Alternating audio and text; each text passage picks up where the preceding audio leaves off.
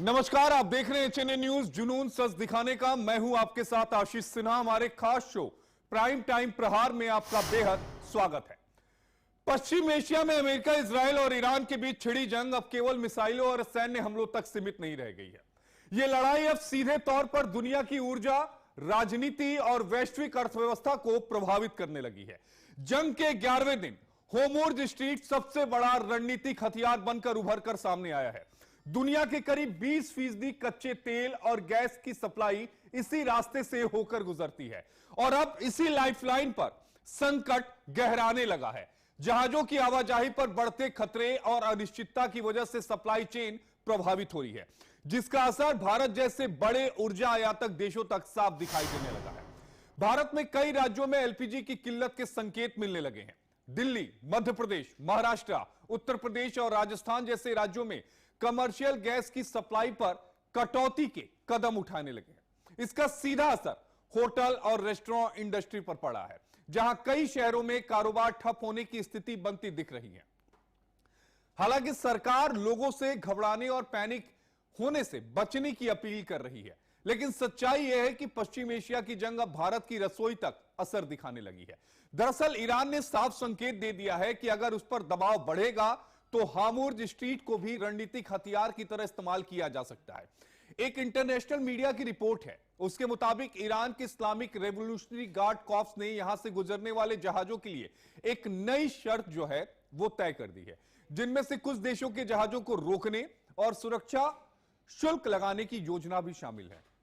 यह संकेत है कि जंग अब केवल हथियारों की नहीं, बल्कि ऊर्जा और व्यापार मार्गों पर नियंत्रण की भी लड़ाई बन चुकी है। ऐसे में दुनिया की बड़ी ताकतें अपने अपने हित को साधने में जुटी हैं, जबकि भारत जैसे देशों के सामने सबसे बड़ी चुनौती ऊर्जा सुरक्षा और कूटनीतिक संतुलन बनाए रखने की है।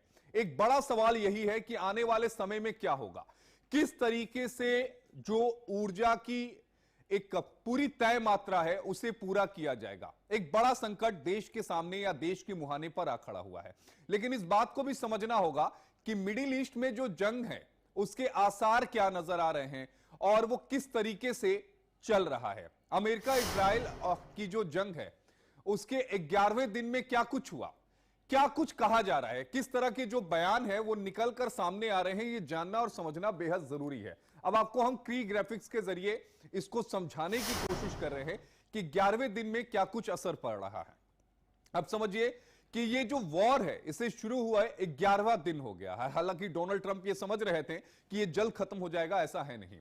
होर्मुज़ जलमार्ग से गैस सप्लाई प्रभावित हो रही है और दुनिया के करीब 20% तेल की सप्लाई जो है वो इसी रास्ते से होकर जाती है। भारत, चाइना, तमाम जो बड़े मुल्क हैं उनकी सप्लाई इसी रास्ते से होकर जाती है। भारत में एलपीजी सप्लाई पर दबाव पड़ा है, इस बात से भी इनकार नहीं किया जा सकता। कई राज्यों में कमर्शियल गैस सप्लाई को रोक दिया गया है या फिर यह कहा गया है कि इसे कम किया जाएगा। जो बुकिंग की तारीख है उसे भी 5 दिनों के लिए बढ़ा दिया गया है। अब सवाल यह है कि यह तो शुरुआती संकट है, अभी तो युद्ध के महज 11 दिन हैं। ईरान की तरफ से कहा गया है कि हम फिलहाल घुटने टेकने वाले नहीं हैं। अब गैस संकट से निपटने के लिए सरकार के 5 बड़े कदम क्या हैं, यह समझिए। अगर आप यह सोच रहे हैं कि सरकार की तरफ से कोई काम नहीं हो रहा है तो आप गलतफहमी में हैं। सरकार ने हाई लेवल कमेटी का गठन कर दिया है। पेट्रोलियम मंत्रालय का एक बड़ा फैसला लिया गया है और 3 तेल कंपनियों के कार्यकारी निर्देशों की जो निर्देशक है उनकी एक कमेटी बनाई गई है। गैस सप्लाई की लगातार समीक्षा ये जो कमेटी है वो करेगी। जो दूसरा पॉइंट है, एसेंशियल कमोडिटी एक्ट जो है वो लागू कर दिया गया है, यानी देश भर में आवश्यक वस्तु अधिनियम 1955 जो है उसे लागू कर दिया गया है, जिससे गैस की जमाखोरी और कालाबाजारी पर सख्ती भी होगी और सख्ती से निपटा भी जाएगा। सप्लाई और वितरण पर सरकार की जो है वो सीधे तौर पर निगरानी होगी। तीसरा पॉइंट, एलपीजी बुकिंग करने के जो नियम हैं उन्हें बदला गया है। घरेलू सिलेंडर बुकिंग पर एक नई व्यवस्था को शुरू किया गया है। एक सिलेंडर डिलीवरी के बाद इंतजार जरूरी है। अब 25 दिन के बाद ही दूसरे सिलेंडर बुक हो पाएगा। पहले यह 21 दिन था जिसे बढ़ाकर 25 किया गया है। चौथी है बात, ओटीपी और बायोमेट्रिक जो है अब वो अनिवार्य कर दिया गया है। गैस डिलीवरी में सख्त वेरिफिकेशन का प्रावधान किया गया है। ओटीपी या बायोमेट्रिक से ही इसकी पुष्टि होगी। यानी आपके मोबाइल फोन पर ओटीपी आता है, उसके बाद ही ये सिलेंडर की जो बुकिंग है वो होगी। जमाखोरी और फर्जी डिलीवरी पर पूरी तरीके से अंकुश लगा दिया गया है। उत्पादन बढ़ाने का सरकार की तरफ से आदेश दिया गया है। ये पांचवा और सबसे अहम पॉइंट है। सरकार ने तेल निर्देशक कंपनियों को यह निर्देश दिया है, जो तेल उत्पादन करने वाली कंपनियां हैं, घरेलू एलपीजी उत्पादन बढ़ाने की तैयारी है। सप्लाई गैस कम करने पर भी फोकस जो है वो किया जा रहा है और बताया यह जा रहा है कि तकरीबन 10% जो गैस उत्पादन है वो हमारे मुल्क में बढ़ा है। जो सरकार की तरफ से जो प्रयास किए गए हैं उसका असर जो है वो दिखने लगा है। अब आपको यह भी समझाना और बताना बेहद जरूरी है कि आखिर किन किन राज्यों में असर पड़ा है। दिल्ली, मध्य प्रदेश, महाराष्ट्र, उत्तर प्रदेश, राजस्थान, तो ये वो राज्य हैं जिन पर सबसे ज्यादा असर पड़ा है। अब गैस संकट से निपटने के लिए जो सरकार के 5 कदम हैं वो तो हमने आपको बता दिया, उसको समझिए। अब देखिए 5 बड़े कदम जो हैं वो सरकार की तरफ से क्या उठाए गए हैं। हाई लेवल कमेटी का गठन कर दिया गया है। पेट्रोलियम मंत्रालय की तरफ से यह बड़ा जो फैसला है वो लिया गया है, इस बात को समझिए। और 3 तेल कंपनियों के कार्यकारी जो निर्देशक हैं उनकी कमेटी में होंगे और वो तेल का रेट तय करेंगे।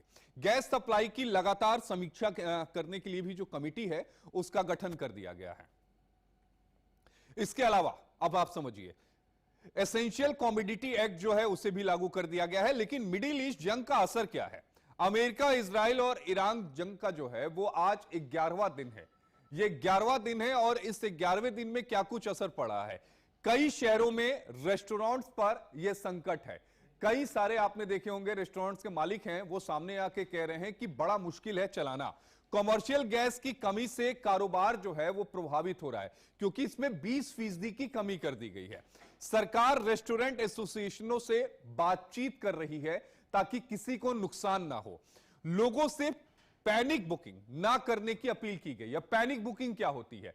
लोग घबराहट में चाहते हैं कि वो ज्यादा से ज्यादा जो सिलेंडर है उसे स्टोर कर ले। इसीलिए सरकार ये कह रही है कि किसी भी तरह की पैनिक बुकिंग जो है वो ना करे। क्योंकि अभी आपने हाल में देखा होगा कि मुंबई में पेट्रोल पंप के बाहर लोगों की बड़ी तादाद आ गई थी। उनको यह लग रहा था कि पेट्रोल की कमी है। अब समझिए कि वैकल्पिक गैस कार्गो मंगवाने पर भी विचार है। पहले जो हम अपने फ्यूल्स को मंगाते थे वो तकरीबन 29 मुल्कों से मंगवाते थे, अब उससे बढ़ाकर 41 किया जा रहा है। G7 देशों में इमरजेंसी तेल भंडार पर भी जो है वो चर्चा है, क्योंकि आने वाले समय में किस तरीके से इस चुनौती से निपटा जाए। रूस और अल्जीरिया से भी अतिरिक्त तेल मंगाने की उम्मीद है। यानी जो तेल की हमारी खपत है उसे पूरी तरीके से पूर्ति करने की जो है वो सरकार की तरफ से कोशिश है कि हम दूसरे मुल्कों से मंगा लें, ताकि किसी भी तरह की जो कमी है वो हमारे मुल्क में ना हो, जो संकट जो है वो इस समय जो मंडरा रहा है। अब चलिए आपको डिबेट का सवाल दिखा देते हैं और उसके बाद हम अपने मेहमानों से चर्चा करेंगे। पहला सवाल यह है कि क्या तेल और गैस जो हैं वो अब नए दौर के भू राजनीतिक हथियार बन चुके हैं, जिन्हें हम जियोपॉलिटिकल वॉर कहते हैं, क्या उस दायरे में ये आ गए हैं? दूसरा सवाल कि क्या दुनिया अब ऑयल वॉर के नए दौर में प्रवेश कर चुकी है? अगर ऑयल किसी कंपनी के पास है तो इसका मतलब वो रिच है, और अगर ऑयल वॉर होती है तो फिर दुनिया की स्थिति क्या होगी? और तीसरा सवाल अब आपको दिखाते हैं, लेकिन यह सवाल बेहद अहम है। क्या भारत को अब तेल और गैस के लिए नई रणनीति बनाने की जरूरत है? कुछ मुल्कों पर हमारी निर्भरता जरूरत से ज्यादा है। क्या उस निर्भरता को कम करने की या खत्म करने की जरूरत आन पड़ी है क्या? यह एक बड़ा सवाल है जिसका जवाब आज हम अपने खास मेहमानों के साथ चर्चा के दौरान निकालने की कोशिश करेंगे कि अब भविष्य क्या होगा, किस तरीके से चीजों को आगे बढ़ाया जाएगा। हमारे साथ डॉक्टर शिवानंद हुल्यालकर जी हैं, राष्ट्रीय प्रवक्ता हैं कांग्रेस पार्टी के। हमारे साथ केसी जैन जी हैं, प्रवक्ता हैं भारतीय जनता पार्टी के। हमारे साथ अजय शर्मा जी हैं, वरिष्ठ पत्रकार हैं। हमारे साथ मेजर विराट मिश्रा जी हैं, रक्षा विशेषज्ञ हैं। और हमारे साथ देवेंद्र विश्वकर्मा जी हैं, अर्थशास्त्री हैं। मैं आपके पास आऊंगा, लेकिन उससे पहले एक बड़ी खबर आ रही है, उससे अपने दर्शकों को रूबरू करा दूं। देश भर में आज से आवश्यक वस्तु अधिनियम 1955 जो है वो लागू कर दिया गया है। गैस की जमाखोरी रोकने के लिए केंद्र सरकार ने यह बड़ा फैसला किया है और गैस सप्लाई को 4 कैटेगरी में बांटा गया है। घर की रसोई गैस और सीएनजी की जो सप्लाई है वो जारी रहेगी। दूसरी अहम बात, खाद्य फैक्ट्रियों को करीब 70% जो गैस है वो मिलेगी, यानी 30% की कटौती की गई है। बड़े उद्योगों को जरूरत की लगभग 80% गैस मिलेगी, यानी यहां भी जो है वो कटौती की गई है। छोटे उद्योगों की बात करें, होटल्स की बात करें, रेस्टोरेंट की बात करें, तो अभी इनका कोटा फिलहाल तय नहीं हुआ है, लेकिन यह भी तय मान के चलिए कि इसमें भी कटौती जो है वो होने वाली है। और गैस सप्लाई पर सरकार की सख्त निगरानी रहेगी ताकि जमाखोरी और कालाबाजारी पर लगाम पूरी तरीके से लगाया जा सके। सीधे चलते हैं अपने खास मेहमानों के पास। सबसे पहले देवेंद्र विश्वकर्मा जी, मैं आपके पास आना चाहूंगा।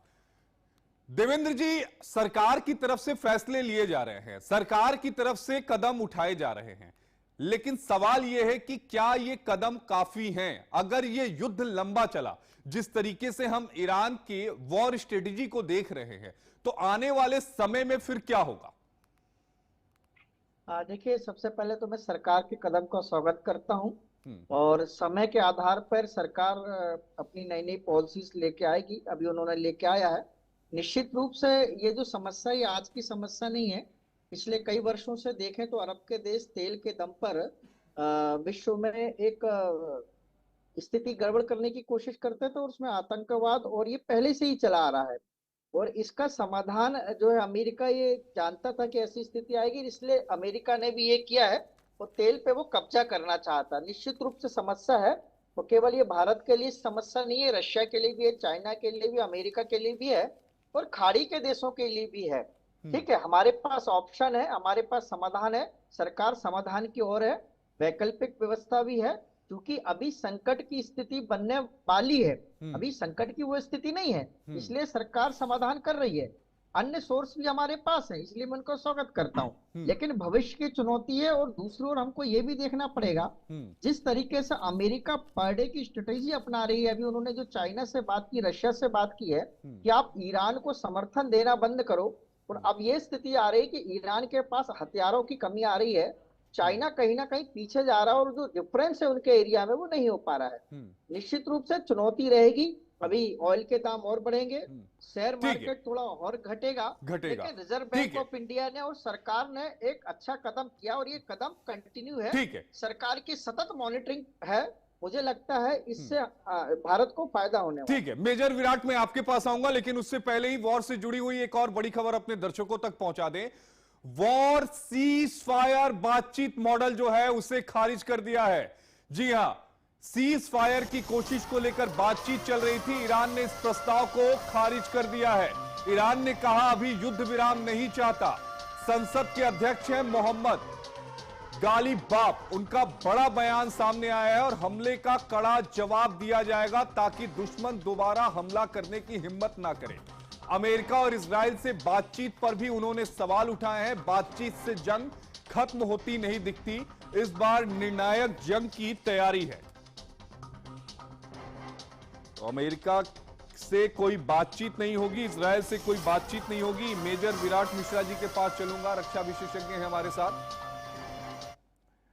मेजर विराट जी, जय हिंद। अब यह बताइए कि ईरान का यह स्टैंड जिसमें वो कह रहा है कि कोई बातचीत ना हो, हालांकि रूस और चाइना चाहते थे कि बातचीत होकर इस मसले को सुलझाया जाए, लेकिन ईरान की तरफ से दो टूक कहा गया कि आप बातचीत करते हैं, उसके बाद फिर बातचीत के बाद आप फिर हमला कर देते हैं, फिर आप बातचीत करना चाहते हैं, तो इसे एक निर्णायक मोड़ पर ही ले जाकर इस पूरे युद्ध को छोड़ा जाए।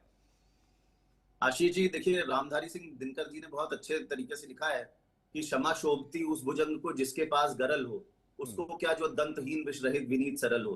तो देखिए, ईरान जो हमले कर रहा है उन बहुत इफेक्टिव हमले नहीं है। ना तो अमेरिका के की जमीन पे हमले हुए, ना इजराइल की जमीन पे खास हमले हो पाए हैं, पर यूएस और इजराइल ने जो हमले किए हैं ईरान में, उसमें कंप्लीट एयर सुपीरियोरिटी है। F-35, F-15 और बहुत सारे अन्य विमान, बहुत ज्यादा मिसाइलें फायर की गई हैं। और इसकी वजह से ईरान में देखिए, पहले ही दिन आपने पाया होगा कि उनके जो शासक थे खुमैनी साहब, उनको हताहत कर दिया गया। और आप देख सकते हैं कि ये अनइक्वल वॉर है। और अनइक्वल वॉर में बहुत ही ओवरवेलमिंग पावर है यूनाइटेड स्टेट्स के पास, इजराइल के पास, ईरान के पास। पिछले साल भी इस लड़ाई का कोई जवाब नहीं था। जब लड़ाई 12 दिन चली थी तब भी एयर सुपीरियोरिटी यूएस की थी और इनके बहुत सारे जो न्यूक्लियर ठिकाने थे उनको डिस्ट्रॉय किया गया था। आज भी देखिए, आप हताहतों की संख्या से समझिए, जब लड़ाई होती है तो कितने लोग हताहत हुए उससे भी आप एक देख सकते हैं कि कितना ज्यादा डिस्ट्रक्शन हुआ है ईरान में।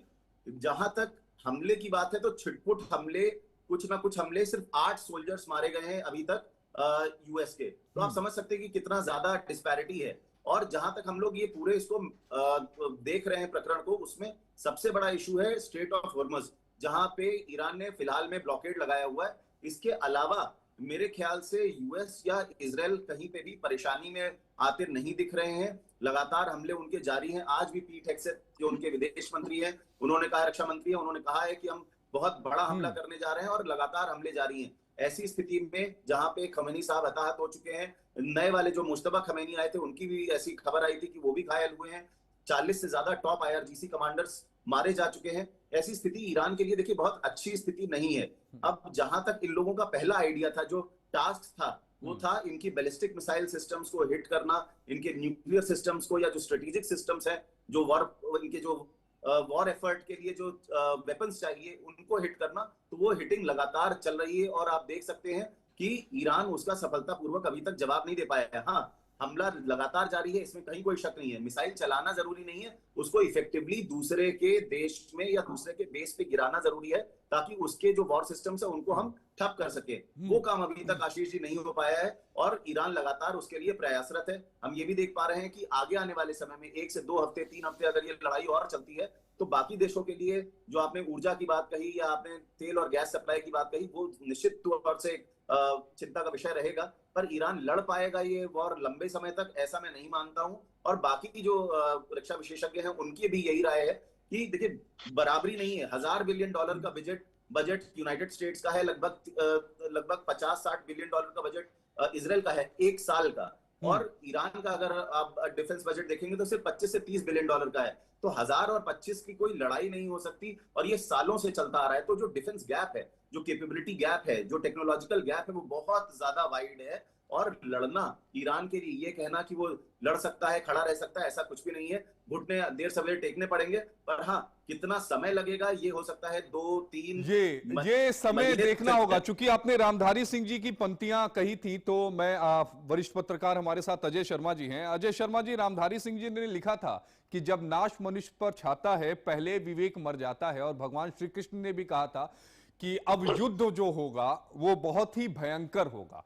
तो क्या उस भयंकर युद्ध को देखा जा सकता है? भले ईरान नुकसान ना पहुंचा पाए, लेकिन परेशान तो करेगा। देखिए, बिल्कुल परेशान करेगा और परेशान कर भी रहा है। और भारत के लिए बहुत सारी समस्याएं अब सामने खड़ी हो गई हैं। हम डायरेक्ट तो नहीं, लेकिन इनडायरेक्ट रूप से युद्ध में शामिल हो गए एक तरीके से, या हम प्रभावित हो गए। शामिल इसलिए हो गए क्योंकि अब हमें अपनी पॉलिसीज नए सिरे से स्ट्रक्चर करनी पड़ रही है, बनानी पड़ रही है, जिससे कि अब ये जो हमारी तस्वीरें हमारे सामने थी एलपीजी को लेकर, कमर्शियल गैस को लेकर, वो सारी चीजें हैं वो है। दूसरा, जो रामधारी सिंह दिनकर का आपने जिक्र किया, वो तो खैर है, वो हो गया। अब ये नाश जो है किसका होगा? ईरान का है, या हम पश्चिमी देशों की बात करें, या यूरोपियन कंट्रीज को लेकर बात करें, मिडिल ईस्ट को लेकर बात कर रहे हैं कि कौन कौन से देश प्रभावित हो रहे हैं, कैसे क्या हुआ। तो नाश तो होगा। और क्या कोई संस्कृति पूरी तरीके से खत्म हो रही है, जिसको हम देख रहे हैं होते हुए, जिसको हम रिजिम चेंज होने की बात कर रहे थे, और वो आखिरी सांस तक लड़ने के लिए तैयार है। और उनकी जो आईजीआरएस है वो लड़ने के लिए तैयार है कि अगर जाए तो आईजीआरएस लड़ती रहेगी उसके लिए, ईरान के लिए। तो ये बहुत सारी चीजें हैं। ये युद्ध इतना कॉम्प्लिकेटेड है कि हम सीधे सीधे एक पॉइंट पे बात नहीं कर सकते हैं। हम जब पश्चिमी देशों की बात करते हैं तो मुझे इस युद्ध से पहले रूस और यूक्रेन का युद्ध याद आता है, जिस तरीके से वो चल रहा था। और रसिया ने गैस की सप्लाई बंद की, फिर उसके ऊपर पश्चिमी देश प्राइस कैप लगाए, और उसके बाद जो चीजें, और एक कोल्ड, यानी कि आशीष, हम एक कोल्ड वार में फंसे हुए हैं इस वक्त। और भारत इसके हम लिए युद्ध का हिस्सा ना होके भी युद्ध में है और एक अहम किरदार में है। मैं शिवानंद जी के पास जाना चाहूंगा। शिवानंद हुल्यालकर जी, अब जरा ये बताइए कि सरकार की तरफ से जो तैयारियां की जा रही हैं उनको लेकर विपक्ष संतुष्ट है? गुड इवनिंग आशीष जी और Good पूरा पैनलिस्ट को नमस्कार। देखिए, आदरणीय देश के पंतप्रधान नरेंद्र मोदी जी 140 करोड़ जनता का प्रतिनिधित्व करते हैं, मेरे भी प्राइम मिनिस्टर है, लेकिन अभी सिचुएशन बहुत डेंजर परिस्थिति में जा रहे हैं इंडिया में। गैस देखिए, अभी मैं महाराष्ट्र पुणे से सर आता हूँ। पुणे में पेट्रोल और डीजल के लाइन 6-6 किलोमीटर लगे हुए हैं। मेरे पास वीडियो है लाइव। तो लोगों के पास डर पैदा हुआ है कि पेट्रोल नहीं मिलेगा, डीजल नहीं मिलेगा। तो गवर्नमेंट और पुरी साहब तो गायब ही है, पुरी साहब कुछ भी नहीं बोल रहे। गैस भी महंगा हो गया, गोर गरीब दलित पिछड़ों सब प्रॉब्लम में है। जल्द से जल्द मेरा रिक्वेस्ट है आदरणीय देश के प्रधानमंत्री नरेंद्र मोदी जी, राजनाथ सिंह साहब, LOP राहुल गांधी जी, सब अखिलेश यादव जी, तेजस्वी यादव जी, स्टालिन जी, सबके साथ बैठ के, ममता दीदी जी बैठ के सोल्यूशन आदरणीय देश के प्रधानमंत्री नरेंद्र मोदी जी कर सकते हैं। इसराइल से, अमेरिका से, ईरान से बात, ईरान पहले से हमारे दोस्ती है। अगर नरेंद्र मोदी जी चाहा तो 2 मिनट में ये युद्ध रुक सकते हैं। और इस टाइम युद्ध किसी भी हालत में सर रुकना चाहिए। देश के लिए बहुत बड़ा नुकसान है। आज देखिए, 5 स्टार होटल हो या रेस्टोरेंट हो, छोटे छोटे व्यापारी हो, गैस, कमर्शियल गैस महंगा हो गया, पेट्रोल डीजल अगर नहीं मिल रहे तो जो भी फूड इधर उधर आना है, किसान के बारे में जो फूड ट्रक आज रोड पे जा रहे फूड लेके, उधर भी महंगा ही जाएगा। तो देश के लिए नुकसान है। तो मैं हाथ जोड़ के एक रिएक्शन में केसी जैन जी से ले लेता हूं, उसके बाद ब्रेक का वक्त हो जाएगा। केसी जैन साहब, एक रिएक्शन जो कुछ हुल्यालकर जी ने बोला और सरकार की तैयारियां। देखिए, अभी आशीष जी आपने तमाम सारी बातें खुद बताई कि किस तरीके से जो आवश्यक वस्तु अधिनियम है उसको लागू किया गया है। दूसरी बात, लोग पैनिक ना हो, इस पे भी सरकार का पूरा ध्यान है। देखिए, हमारे पास इतना भंडारण ऑलरेडी है कि अगर हम 6 महीने तक कोई आयात ना करें, और ये हमेशा रहता है। केसी जैन जी, ये थोड़ा ज्यादा नहीं बोल रहे हैं। सरकार कल एजेंसी के हवाले से ये निकलवा रही है, एक मिनट रुक जाइएगा। सरकार एजेंसी के हवाले से ये कहवा रही है कि 2 महीने का भंडार है। आप नेशनल टेलीविजन बैठ के 6 महीने पे झूठ बोल रहे हैं, यही करते हैं।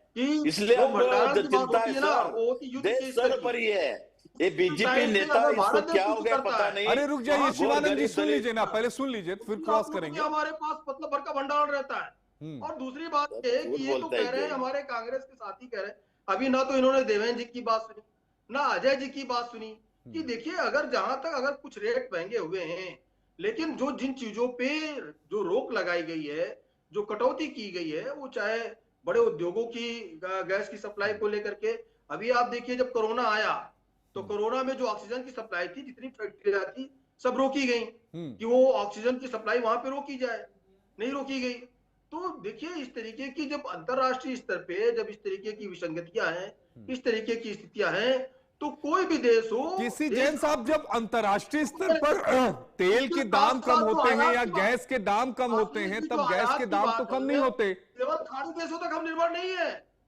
हम दूसरे स्रोत भी हम जो हमारे। अरे नहीं जैन साहब, आप बात का जवाब नहीं दे रहे हैं। मैं कह रहा हूं कि जब अंतरराष्ट्रीय स्तर पर तेल और गैस के दाम कम होते हैं, तब तो आप लोग गैस और तेल के दाम नहीं करते। जब $20 प्रति बैरल तेल चला गया, तब भी हमारे यहां 95 रुपए में पेट्रोल भरवा रहा था, तब तो आप लोगों ने कम नहीं किया। देखिए आशीष जी, जो बात आप कह रहे हैं, दरअसल क्या है कि जनता के बीच में एक बार, अगर पहली बात तो ये कि पिछले 10 सालों से अगर तेल और गैस के दाम कंट्रोल 100 रुपए अगर पेट्रोल नहीं गया है, सीरियसली कंट्रोल है। आप लोगों ने ये स्थिति बना दी है कि मुल्क में 100 रुपए से कम का पेट्रोल आदमी कल्पना में नहीं सोच सकता। जब कांग्रेस की सरकार थी 2014 में, तब अरे 11 साल आप हो ना, आप बोलो ना, 11 साल से आप हो ना, 12 साल चालू हो गए, क्या कर रहे हैं मोदी साहब? अगर तो उसके बाद चल पे बैठ के आशीष जी, ये मेरे मित्र बीजेपी का जो नेता है झूठ बोल रहे हैं, हो गई, लोगों की आमदनी कितनी बड़ी है, पृथ्वी की आय कितनी बड़ी है।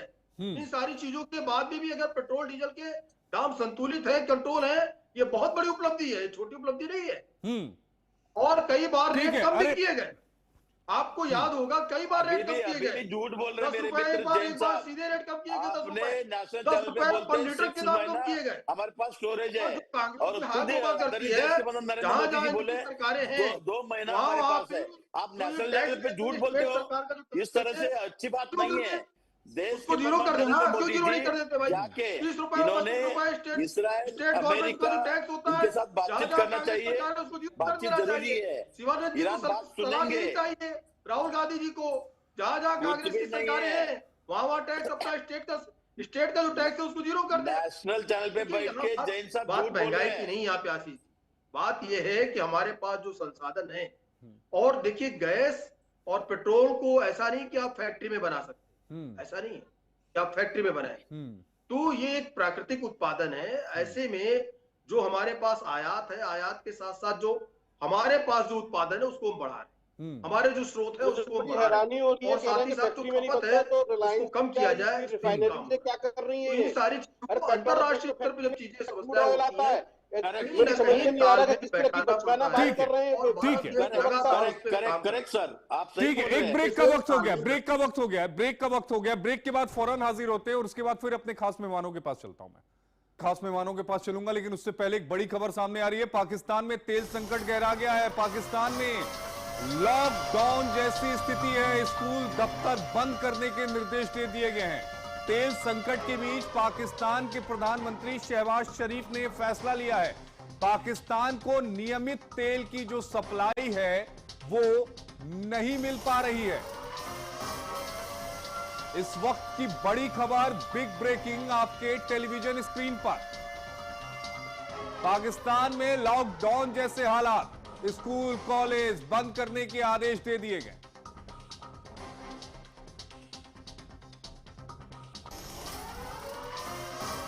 इसी वॉर से जुड़ी हुई एक और बड़ी खबर हम आपको बता दें कि इराक का रुख भी अब सामने आ गया है। इराक ने अमेरिका को दो टूक कहा कि वो अपने एयर स्पेस का इस्तेमाल कतई नहीं करने देगा ईरान पर हमला करने के लिए। तो एक बार फिर इराक जो है वो अमेरिका के सामने खड़ा है, साफ तौर पर कह रहा है कि ये जंग आपकी है और इस जंग में मुझे नहीं पड़ना। इसी बीच एक और खबर आ रही है, ईरान की तेल लाइफलाइन पर अमेरिका की नजर है। खार्ग आइलैंड बना जंग का नया केंद्र। ईरान के सबसे बड़े तेल टर्मिनल पर खतरा है। खार्ग आइलैंड पर सैन्य विकल्प का विचार है और ईरान की 90% तेल सप्लाई का यह हब है। होर्मुज के पास ही खार्ग आइलैंड है, जिसकी अहमियत जो है वो बढ़ चुकी है। सीधे देवेंद्र विश्वकर्मा जी मैं आपके पास आना चाहूंगा। देवेंद्र जी, जिस तरह के हालात इस समय पाकिस्तान में हैं, पेट्रोल की कीमत वहां पर 1000 पाकिस्तानी रुपए पहुंच गई है। स्कूल कॉलेजेस बंद कर दिए गए हैं, दफ्तर को भी हाफ कर दिया गया है। ये महज 11 दिन के बाद ये हालात हैं। अब समझिए कि ये हमारी भी दहलीज पर ये पूरा मसला जो है वो पहुंच सकता है। ठीक है, हमारे पास है बैंक, लेकिन क्या इतना बैंक है कि इस तरीके के हालात से हम निपट सके भविष्य में? आशीष जी, देखिए, इसको समझिए, ग्लोबल समस्या है, ये कोई भारत की समस्या नहीं है। मुझे इस डिबेट से ऐसा लगता है कि ईरान के बाद, अमेरिका के बाद और इजराइल के बाद सबसे ज्यादा नुकसान भारत को होने वाला। बिल्कुल ऐसा नहीं है। हम संकट के दौर में अपने आप समाधान ले रहे हैं। सुनिए आशीष जी, नहीं देवेंद्र जी, इस चीज को भी तो समझिए कि हमारी आबादी 140 करोड़ है। बिल्कुल बिल्कुल, मैं मानता हूं। आप इजराइल से सीखिए।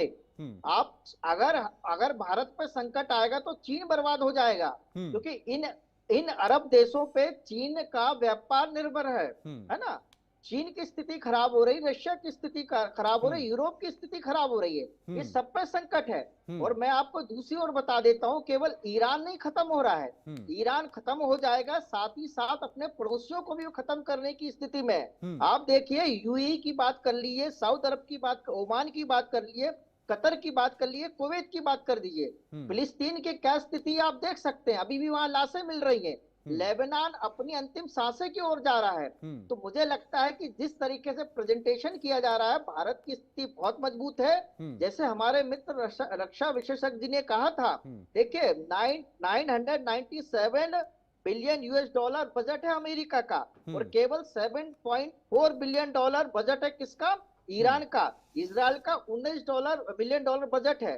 अमेरिका के पास 13,000 से अधिक सैन्य विमान है, इजराइल के पास 600 है, और ईरान के 555 में से 250 खत्म हो चुके हैं। ये पूरे जो ईरान की स्थिति इतनी नाजुक हो चुकी है कि ईरान को चारों ओर से अमेरिका ने घेरा हुआ है। मैं आपको बता दूं, अगर ईरान ने समझौता नहीं किया और इसी अड़प्पन पे रह गया तो वो खत्म हो जाएगा, साथ ही साथ वो अरब देशों को भी नुकसान पहुंच रहा है। नहीं, ये ग्लोबल ठीक समस्या है। है। मैं इसी से जुड़ा हुआ एक सवाल मेजर विराट आपसे लेना चाहता हूं।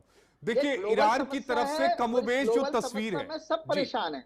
ठीक है मेजर साहब, ईरान की तरफ से तस्वीर बिल्कुल साफ है, या तो मरेंगे या तो मारेंगे, लेकिन युद्ध को एक मुकाम तक लेकर जाएंगे। हमने अफगानिस्तान में देखा, हमने इराक में देखा, हमने सीरिया में देखा कि लोग वहां से पलायन कर रहे थे, लेकिन एक भी पलायन की तस्वीर हमें ईरान से देखने को नहीं मिली। ईरान की आवाम भले ही खामोनेई से नफरत करती हो, लेकिन इस जंग में क्या मान के चला जाए कि वो साथ है सरकार के? ये सवाल मेजर साहब से था। मेजर साहब से कोई भी देश उनको एंट्री दे ही नहीं रहा है। देवेंद्र विश्वकर्मा सर, मेजर साहब से सवाल देशों से उन्होंने दुश्मनी ले ली है। ठीक है, मेजर साहब जवाब दीजिएगा प्लीज। जी आशीष जी, देखिए इसमें ये एक वॉर ऑफ एट्रिशन है। ईरान चाहता है कि ये जो लड़ाई है ये लंबी चले, है ना, इसकी इकोनॉमिक कॉस्ट हो, और उसी जगह यूएस क्या चाहता है, वो चाहता है कि कम से कम समय में ये जो लड़ाई है वो खत्म हो जाए। इजराइल भी यही चाहता है, और चाहता है साथ में कि रेजीम चेंज हो जाए। देखिए उनके जो स्ट्रेटेजिक एसेट्स थे उनको तो ये मार ही रहे हैं, रेजीम चेंज। अभी खमेनी साहब हताहत हो गए हैं, कई सारे गार्ड कमांडर उनके हताहत हुए हैं। ये चाहते हैं कि पूरी जो टॉप ब्रास है वो वहां से हट जाए और किसी कठपुतली को ये बिठा पाए यूएस। और जहां तक आप लोगों की बात कर रहे हैं कि वहां के जो निवासी हैं ईरान के, वो कैसे थे, देखिए वो दो बटे हुए लोग हैं। ऐसा नहीं है कि वो खमेनी साहब के साथ थे या खमेनी साहब के अगेंस्ट है। बहुत सारे लोग हैं जो उनके अगेंस्ट थे, जिन्होंने खुशियां मनाई। ईरान में आपने फुटबॉलर्स को देखा जो ऑस्ट्रेलिया गए हुए थे, उन्होंने वहां पे राष्ट्रगान नहीं गाया, वो ऑस्ट्रेलियन सिटीजन होने की तैयारी में है। ऐसे ही बहुत सारे लोग हैं जो आईआरजीसी यानी कि जो गार्ड कोर है, जो इनका रेवोल्यूशनरी गार्ड कोर है, उससे बहुत चिढ़ते हैं और उनके विपक्ष में खड़े हुए हैं। साथ ही साथ हिजबुल्ला और जो हुतीज हैं, आपने देखा होगा। लेकिन हुतीज इस लड़ाई में नहीं आ रहे हैं, आप गौर करिए, हुतीज इस लड़ाई में नहीं आ रहे हैं। हमास हिजबुल्ला जरूर आ रहे हैं, हुती अपने आप को पीछे रखे हुए हैं। बिल्कुल ठीक कहा आपने। देखिए हुतियों का कहीं ना कहीं कोई बायबैक हो गया है, कहीं ना कहीं उनको पैसे या किसी और तरीके का प्रेशर दिया गया है, जिसकी वजह से वो कूदे नहीं है लड़ाई में। हिजबुल्ला ने हमला किया है, और आपने ये भी देखा होगा कि पीछे जो पिछले साल से जो लड़ाई चल रही थी हमास के साथ, उसमें वो भी कमजोर हुए। तो इजराइल और यूएस दोनों ही कहीं ना कहीं बड़ी स्ट्रांग पोजीशन में है। और देखने वाली बात यहाँ पे ये है कि जितनी भी ये लड़ाई चल रही है उसमें ईरान लगातार अपने जो मिसाइल स्ट्राइक्स थे उनकी संख्या में भी बहुत घटती जा रही है। वो जितने पहले हमले कर रहे थे अब उसमें बहुत कमी आ गई है। जो इन्होंने बात कही थी बैलिस्टिक मिसाइल्स की, उनके जो लॉन्चर्स हैं उनको इन्होंने हताहत कर दिया यूएस ने। तो कहीं ना कहीं दिक्कतें ईरान के लिए बहुत बढ़ गई हैं। लोगों का सपोर्ट जो था वो भी कहीं ना कहीं। एक सवाल यहां पर अजय शर्मा जी आपसे होगा। अब सवाल यह उठता है कि जिस जंग को अमेरिका चाहता था कि 2 से 3 दिनों में खत्म कर दे, वो जंग लगातार लंबी होती जा रही है। डोनाल्ड ट्रंप सुबह उठते हैं तो कुछ और बयान देते हैं, दोपहर में कुछ और हो जाता है, शाम को तो कुछ और ही बयान देने रखते हैं, और रात की तो बात ही छोड़ दी है। लेकिन उनके बयान को लब्बो लबाब में देखा जाए तो वो भी चाहते हैं कि बातचीत होकर मसला निपट जाए। अब नहीं, बिल्कुल चाहते हैं, क्योंकि जिस तरीके से ये युद्ध है बहुत महंगा पड़ रहा है, खासतौर से अमेरिका के लिए बहुत महंगा पड़ रहा है। और आने वाले समय में भी जिस तरह से मिड टर्म इलेक्शंस होने वाले हैं अमेरिका के अंदर, वो ट्रंप के लिए नई चुनौतियां पेश कर सकते हैं। तो ये उनकी अपनी इंटरनल पॉलिटिक्स है, और जो वहां पर जो हालात हैं, और लोगों ने पूछना शुरू कर दिया है कि आपको इससे क्या फायदा हो रहा है, क्योंकि आर्थिक नुकसान तो अमेरिकन भी नहीं चाहते हैं। तो ये एक अलग स्थिति है, इसलिए वो कह रहे हैं ठीक है जल्दी खत्म हो जाए। उन्होंने सोचा होगा 3 दिन में खत्म हो जाएगा, 4 दिन में खत्म हो जाएगा, हम कंट्रोल कर लेंगे, जैसे अलग अलग देशों को उन्होंने कंट्रोल किया, जैसा भी एक राष्ट्रपति को उठा के लिए आए थे। तो एक्चुअल में क्या है कि अमेरिका ने जो समझाना चाहा, बताना चाहा कि बॉस कौन। अब बॉस को ईरान ने चैलेंज कर दिया और एक लंबे युद्ध में खींच के ले गया। उसकी स्ट्रेटेजी यही थी कि हम लंबे युद्ध में खींच के ले जाएंगे, और जैसे एक शेर है, ये कहावत कह लीजिए, कि मेरे नुकसान से ज्यादा तेरी तबाही का मंजर जरूरी है। तो वो ट्रम्प साहब उसी स्थिति में चले गए हैं यहाँ पर। और दूसरा, जो हम अभी बात कर रहे हैं कि किसके पास में कितने वेपन्स हैं, कितने हवाई जहाज हैं, कितने सोल्जर्स हैं, कैसे क्या है, या एलपीजी, आप इसको सीधे सीधे इस तरीके से समझिए। मैंने रसिया और यूक्रेन के युद्ध की जो शुरुआत का जिक्र किया था, वो वही लेके जा रहा था मैं, कि लड़ाई सिर्फ एनर्जी पे कंट्रोल करने की है, कि एनर्जी पावर किसके पास में है वही दुनिया पे राज करेगा। और एनर्जी पावर जिससे ईरान, इराक की, कतर की, वे की हम बात करते हैं, जो तेल सप्लायर है, भारत लगभग 80 से 85% आयातक है, इंपोर्ट करता है, चाहे वो क्रूड ऑयल इंपोर्ट करे, चाहे गैस इंपोर्ट करे। ये सारी चीजें हैं जिसकी वजह से भारत सामने ये स्थिति बनी हुई है। तो अब हमें सोलर एनर्जी की तरफ जाना पड़ेगा, ग्रीन एनर्जी की तरफ जाना पड़ेगा। यदि हम डोमेस्टिक लेवल पे बात करते हैं एलपीजी की, तो हमारे पास बायोमास एक एग्जांपल है, ये एक तरीका हो सकता है कि हम उसकी तरफ जाएं और हम उत्पादन बढ़ाएं। हम कचरे से किस तरह से गैसेस बना सकते हैं या फ्यूल बना सकते हैं, उसकी तरफ हम जाएं। हम इस पे हम अगर सोचेंगे तो शायद ज्यादा फायदा होगा। ऑन पेपर जो स्ट्रेटेजी है ठीक है, ब्लैक मार्केटिंग रोकेंगे, ये करेंगे, वो करेंगे, दिस इज नॉट इम्पोर्टेंट। जब आप इतनी सारे विदेश यात्राएं करते आ रहे हैं, हर जगह घूम रहे जा रहे हैं, तो आपकी विदेश नीति, आपकी नजर कहां चली गई? क्यों नहीं समझ में आया कि अगर ईरान युद्ध लड़ेगा तो मैं अपने देश के 140 करोड़ लोगों, ठीक है, इसका जवाब केसी जैन साहब आप दीजिएगा और उसको काउंटर आप करिएगा। केसी जैन साहब। जी जी, देखिए आशीष जी, अभी ग्रीन एनर्जी की बात आदरणीय अजय जी ने की। अभी जब चाइना गए हुए थे योगी जी, तो उस पे भी सवाल हो रहे थे कि भाई चाइना गए हैं, तो उस पे किस पे करार हुआ? इसी ग्रीन एनर्जी पे करार हुआ और सोलर एनर्जी पे करार हुआ। साथ ही साथ सोलर एनर्जी में लगातार भारत देश अपनी चीजों को बढ़ा रहा है। और ग्रीन एनर्जी को लेकर के आप देखिए कि जो जितनी भी बैटरी से संचालित जो भी हमारे पास संसाधन है, चाहे वो जो है ऑटो सेक्टर में हो, चाहे अन्य सेक्टर में हो, आप देखिए किस तरीके से उसका उपयोग हो रहा है। घरेलू किस तरीके से उपयोग हो रहा है? कितने चार्जिंग सेंटर है भाई साहब दिल्ली में? किस तरीके से उपयोग हो रहा है जी? कितने चार्जिंग सेंटर हैं दिल्ली में ईवी के लिए? नहीं, देखिए आशीष जी, जब हम उस तरफ बढ़ रहे हैं, किसी अरे कागजों पे मत बढ़िए ना, वही बात अजय भाई भी कह रहे हैं कि कागजों पे मत बढ़िए। तो ऐसे ही होती है, किसी सेक्टर की शुरुआत ऐसे ही होती है, कागजों पे बढ़ा जाता है, केवल कागजों पे।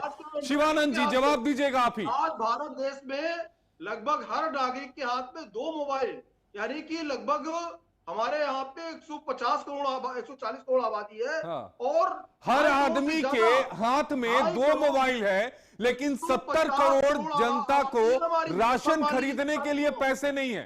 कैसी बातें कर रहे हैं आप? 40 करोड़ आबादी है और केसी जैन जी, एक तरफ आप कह रहे हैं कि हर हाथ में 2 मोबाइल है, दूसरी तरफ 70 करोड़ लोगों को 2 वक्त का खाना खाने के लिए पैसे नहीं है। क्या बोल रहे हैं आप लोग? जी आशीष जी, आप कह रहे हैं कि हर हाथ में 2 मोबाइल है, तो फिर 70 करोड़ लोगों को राशन क्यों? नहीं, देखिए अलग अलग पैमाना थोड़ी ना चलेगा। कोई सवाल नहीं। देखिए हम गैस सब्सिडी दे रहे थे, मतलब सवाल आपसे अगर पूछ ले तो कोई सवाल नहीं। मंत्रियों को गैस सब्सिडी मिल रही थी तो क्या कहेंगे? मंत्री भूखों मर रहे थे क्या? जो विश्वविद्यालय के वीसी हैं, जो आईएएस है, जो प्रोफेसर हैं, जो डॉक्टर्स हैं, साथ ही साथ जो लॉयर्स हैं, जजेस हैं, इनको सबको एलपीजी में छूट दे रहे थे। तो क्या ऐसा भूखों मर रहे थे और एलपीजी दे रहे थे? अच्छा, आप मानते हैं, आप नहीं मानते क्या कि 70 करोड़ लोगों को आप राशन देते हैं? 13 करोड़ उपभोक्ता थे आजादी के पहले। नहीं, मैं आपसे जानना चाह रहा हूं कि क्या आप इस बात को नहीं मानते कि 70 करोड़ लोगों को राशन जा रहा है? नहीं, देखिए आशीष जी, राशन से तुलना नहीं की जा सकती है। देखिए राशन एक, अरे भाई, अगर मैं ये मोबाइल खरीद सकता हूं तो जाहिर तौर पर राशन भी खरीद सकता हूं ना। इसके पहले जो गैस सब्सिडी थी वो क्यों थी? गैस सब्सिडी तो गरीबों को होनी चाहिए।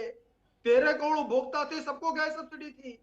50% से ज्यादा गैस सब्सिडी थी। इसका मतलब जितने लोग भी गैस का इस्तेमाल करते थे 2014 के पहले, तो फिर काहे दे रहे हैं? फ्री बिजली काहे दे रहे हैं? फ्री पानी काहे दे रहे हैं? अरे क्यों इतनी सारी योजनाएं आप लोग चला रहे हैं? मत चलाइए। आशीष जी, विषय दूसरा है। मैं वही कह रहा हूं, जब आप इस पर आएंगे तो फिर मुझे ये भी बात कहनी होगी ना।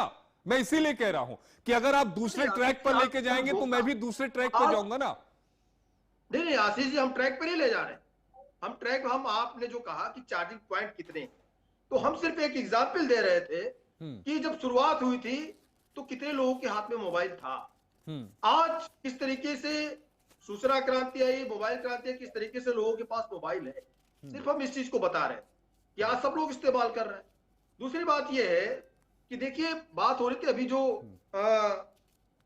विराट जी ने जो बात कही कि देखिए युद्ध ज्यादा लंबा चलने वाला नहीं, क्योंकि दोनों के पास जो शक्तियां हैं, दोनों के पास जो डिफेंस सेक्टर में जो हथियार हैं लोगों के पास में, उसका डिफरेंस बहुत ज्यादा है और उसका बजट का डिफरेंस बहुत हथियारों से युद्ध नहीं लड़ा जाता सर, जज्बातों से लड़ा जाता है। इस बात को समझने की जरूरत है।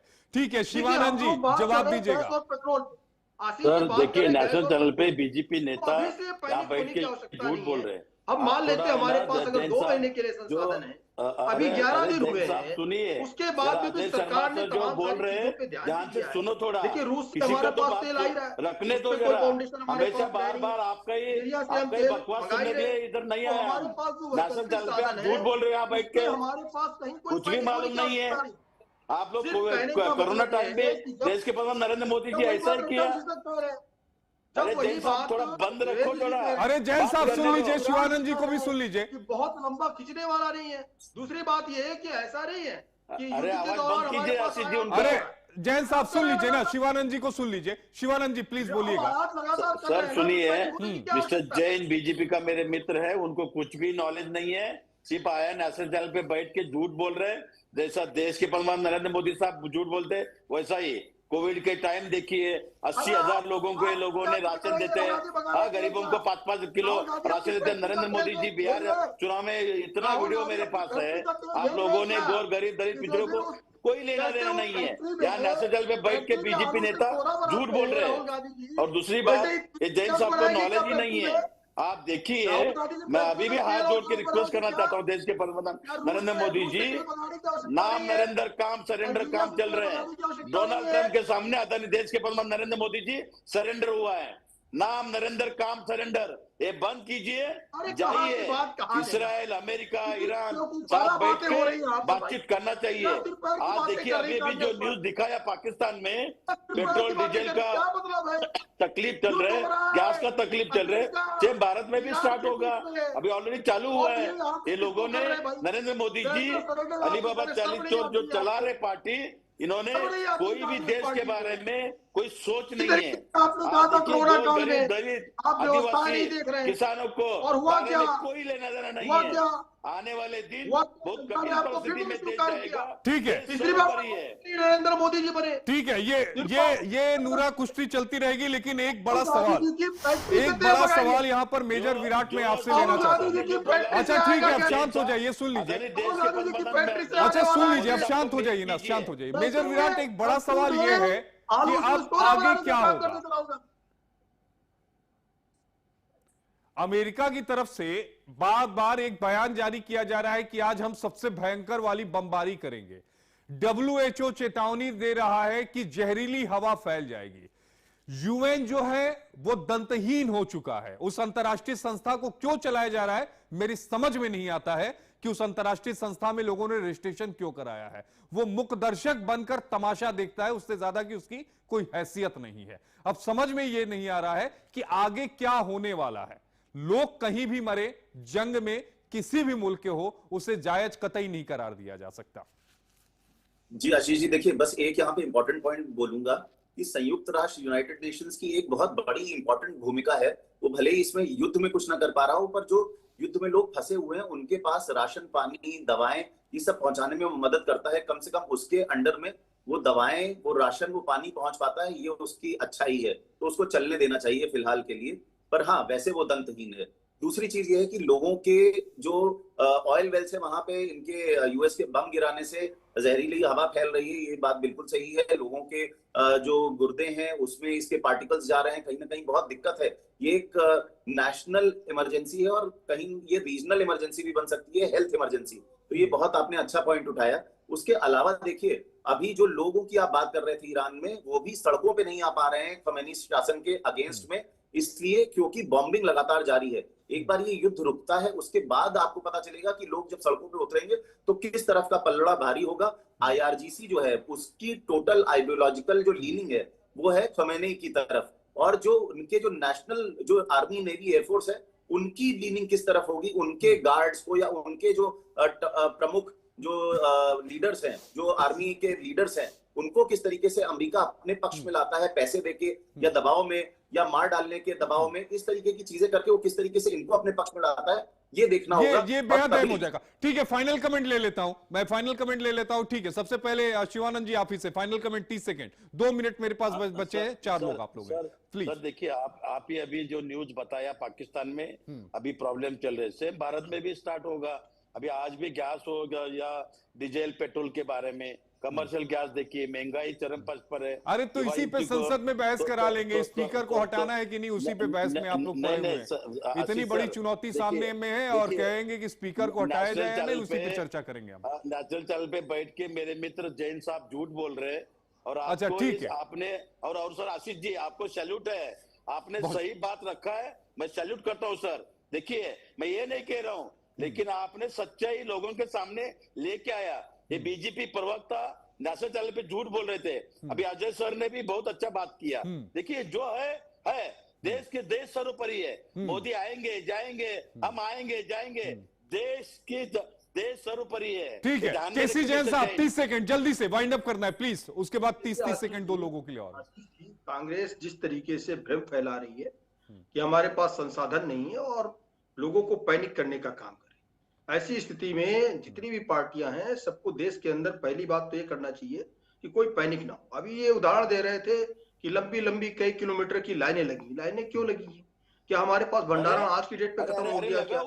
ऐसा तो नहीं है ना, तो आयात बंद हो गया है, साथ ही साथ 10% हमारा उत्पादन बढ़ा है गैस अपने देश के अंदर। हमारी जो रिफाइनरीज है उनसे भी कहा गया है कि आप अपना उत्पादन बढ़ाइए, जो यहाँ पर रिफाइनरीज है ऑलरेडी रिफाइनरीज जो है। तो ऐसे में तेल और गैस को लेकर के किसी को भी पैनिक होने की आवश्यकता नहीं, लेकिन कांग्रेस यहाँ पे क्या कर रही है कि युद्ध चल रहा है। अरे सुनिए ना जैन साहब, अगर इतना ही होता ना तो सर्वदलीय बैठक बुला लेते, सभी राजनीतिक पार्टियों को एक मंच पर लेकर आते। देखिए आशीष जी, कहना कथनी और करनी में बहुत फर्क होता है सर।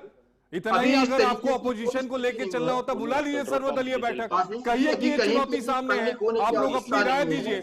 ऐसे सब कोई एक मंच पर आता है ना, ऐसे नहीं आता जैन साहब, ऐसे नहीं आता। ठीक है अजय जी 30 सेकंड, समय नहीं है, मैं ओवर जा रहा हूँ। अजय जी 30 सेकंड।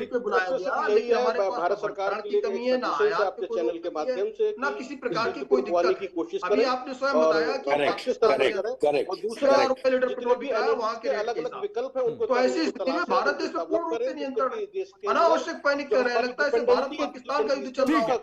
ठीक है देवेंद्र सर, ठीक है जैन साहब रुक जाइए, Devendra sir 30 second and sir. Jain झूठ बोल रहा था, देखिए पुणे में ये देखो लाइन। अरे ठीक है जैन साहब जल्दी से। आशीष देश के अंदर आप इस तरीके का भ्रम फैला, इसलिए स्थिति हो रही है। क्यों लाइन में लग रहे हैं जी? आपको WHO ने कहा नहीं है कि अरब देशों में, ईरान में खाद्य संकट आने वाला, हेल्थ की प्रॉब्लम आने वाली है। यूएई में, साउथ अरब में इंटरनेशनल संस्थाओं ने अपना काम बंद कर दिया है, FDO चरमरा गई, ट्रेड खत्म हो गया है। भारत को केवल 1% ट्रेड घाटा हो रहा है, लेकिन 19% चाइना को ट्रेड घाटा हो रहा है। और यही स्थिति रही तो ईरान तो खत्म होगा, वो आसपास के अपने मित्र देशों को भी खत्म कर देगा। इसलिए मुझे लगता है कि भारत की चिंता से ज्यादा चाइना की चिंता है, अरब देशों की भी चिंता नहीं। मैं चिंता की बात इसलिए कह रहा हूँ ना कि एक मशहूर शायर थे, उन्होंने बड़ी मशहूर बात कही थी। अरे सुन लीजिए देवेंद्र विश्वकर्मा जी, ऐसा माहौल ना बनाए कि ना कोई माहौल नहीं बन रहा है। अरे लेकिन इस बात को समझना होगा देवेंद्र विश्वकर्मा जी। संकट नहीं है, ठीक है, अमेरिका को कोई संकट नहीं है, अच्छा ठीक है, इजराइल को कोई संकट नहीं है, और भारत को सबसे ज्यादा संकट है। देवेंद्र विश्वकर्मा की बात मानते सब कुछ बात अच्छा है, सब कुछ चंगा, टेंशन मत लीजिए, ऑल इज वेल। आप इजराइल से सीखिए, नहीं आपको सीधे सीधे चैनल से ठीक है, समय नहीं है देवेंद्र जी, समय नहीं है। मैं कल फिर चर्चा करूंगा, आपको बुलाऊंगा जरूर। लेकिन एक मशहूर शायर ने कहा था, सुन लीजिए, इसको समझना इसलिए जरूरी है। उन्होंने कहा था कि लगेगी आग तो आएंगे कई मकान इस जद में, लगेगी आग तो आएंगे कई मकान इस जद में, इस गली में केवल हमारा मकान थोड़ी है। तो पड़ोसी पर अगर इस तरह से सीधा हमला हो रहा है तो इस बात को ध्यान में रखिए कि हमें भी सतर्क रहने की जरूरत है। बहुत शुक्रिया आप सभी का हमारे साथ जुड़ने के लिए। इस न्यूज बुलेटिन में वक्त एक ब्रेक का हो गया है, ब्रेक के बाद फौरन हाजिर होते हैं। प्राइम टाइम प्रहार में आज के लिए इतना ही। आप देखते रहिए HNN न्यूज, जुनून सच दिखाने का। कल रात 9 बजे आपसे फिर रूबरू होऊंगा किसी नए विषय के साथ। तब तक मुझे दीजिए इजाजत। नमस्कार, शुभ रात्रि।